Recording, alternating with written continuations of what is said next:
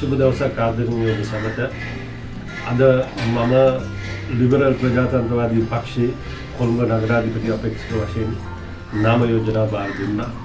මගේ කණ්ඩායමට ඇතුළත් වෙනවා ජනතාවට ඇත්තටම ආදරය කරන මුස්ලිම් සහෝදරවරු, ද්‍රවිඩ සහෝදරවරු සහ ජනතාවත් එක්ක ජීවත් වෙන පොළොවේ පය ගහලා ජීවත් වෙන මහජන නියෝජිතින් කලා ශිල්පීන් ආදරණීය කලා ශිල්පී ඒ වගේම රංගන කටයුතු ගුරුවරින් ඒ වගේම ක්‍රීඩා අංශයේ ප්‍රවීණින් සහ ජනතාවත් සමග සිටින කිසිම හොර චෝදනාවකට අහු වෙලා නැති ඉතා පිරිසිදු කණ්ඩායමක් මම ඉදිරිපත් කළා තියෙනවා.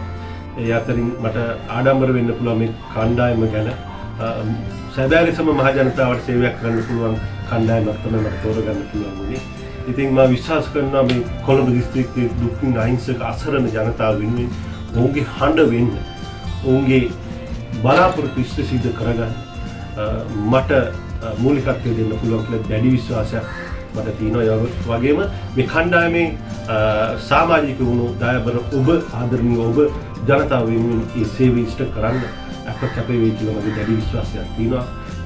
ඒ කාර්යය සාර්ථක කරගන්න ඔබ සැමගේ සහයෝගය ආශිර්වාදය මම බලාපොරොත්තු වෙනවා. සියලු දෙනාටම සුබ දවසක්. බොහොම ස්තුතියි.